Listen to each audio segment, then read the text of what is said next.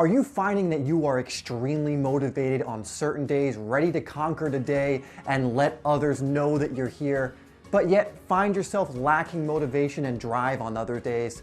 Well, keep watching because today I'm going to give you 3 ways that you can be motivated every single day.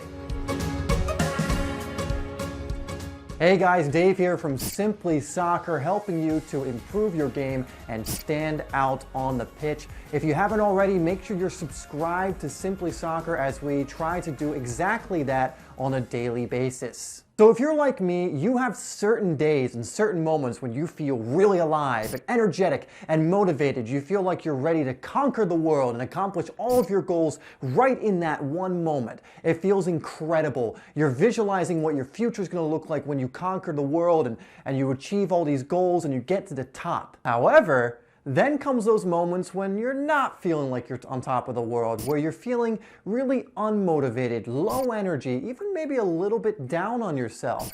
And how do we actually get ourselves back up to that motivated state when we find ourselves in those moments where we're unmotivated? So let's go over 3 ways that you can help keep yourself motivated every single day. Now, number 1 is you need to keep the big picture or goal in your mind. So if you're like me, I'm assuming you have goals, dreams, ambitions that are driving you forward. However, if you're not really clear on what those goals and ambitions are in the short term, in the long term, and you're not clear on what the payoffs of those goals are, it's going to be very hard to move towards them. Clarity is power. So if you are not clear on what your goals are short term and long term, and be very specific, get it down to the most vivid detail you possibly can, to the most minute detail you possibly can. If you don't have your goals written out that way for both short and long term, you need to do that right now. Then when you're feeling a lack of motivation, you can think of the big picture goal you have in your mind.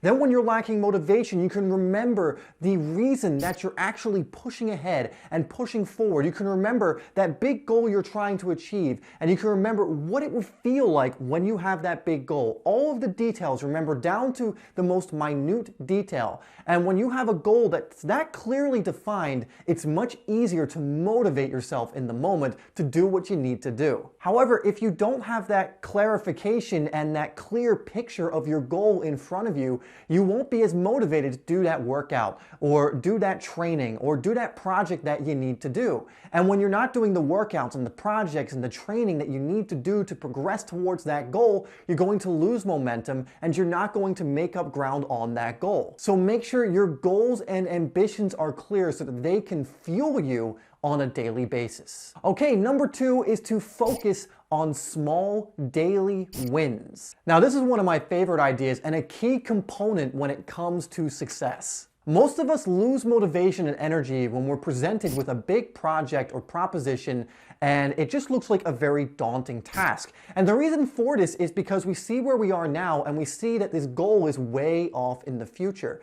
To combat this, we need to break it down into sizable, bite-sized chunks that we can manage on a daily basis. So don't look at your goal as something you have to accomplish in one big, long stride. If you do that, you're probably not even going to get started. You need to look at it as, I just need to do this today, and that the next day, and that the next day, and so on. So for example, we can relate this to soccer really quickly. Let's say you have a goal that you want to be able to juggle 500 times in a row, but right now you can only juggle 20 times in a row. Well, that's a huge gap, isn't it? If you try and go out immediately and juggle 500 times in a row and you keep trying to do it, and you're not even getting close, you're going to become unmotivated. You're not going to want to continue to practice.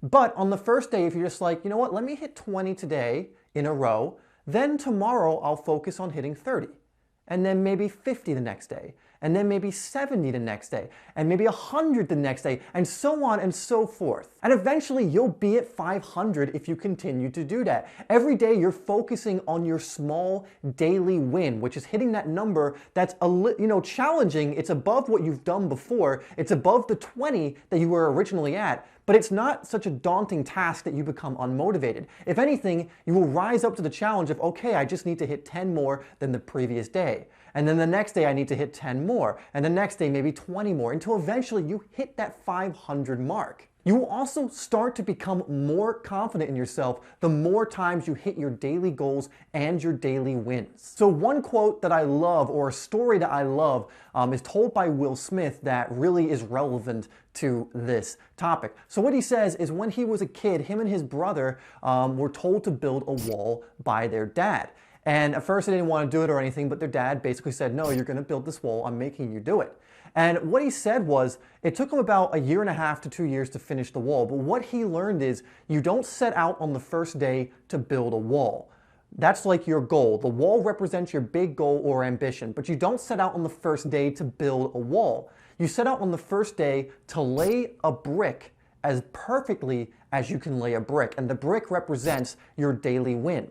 And then he says, eventually, if you do that every single day, you'll have a wall, which is your big goal. So focus on laying one brick at a time each and every day for each of your goals. So for example, if you're someone who wants to get in incredible shape, you don't want to try and say, after a week, I'm going to be in incredible shape, because that's trying to build a wall all at once. What you want to say is every single day, I'm just going to do my best to stick to my workouts, maybe eat right, and I'm just going to do that consistently over a sustained period of time. And if you do that long enough, you'll have your wall, which in this case is you'll be in great shape, you'll be very fit. So focus on your small daily wins that move you closer to your goal. Focus on laying that one brick as perfectly as you can each and every day in order to build your wall. All right, so we're on to the final one, which is develop world-class habits. Okay, so when it comes down to it, motivation is great, but you actually can't rely on motivation all the time to get you to where you want to go. And you can see this by what most successful people say when they say a lot of the journey towards becoming successful, or what people say is success,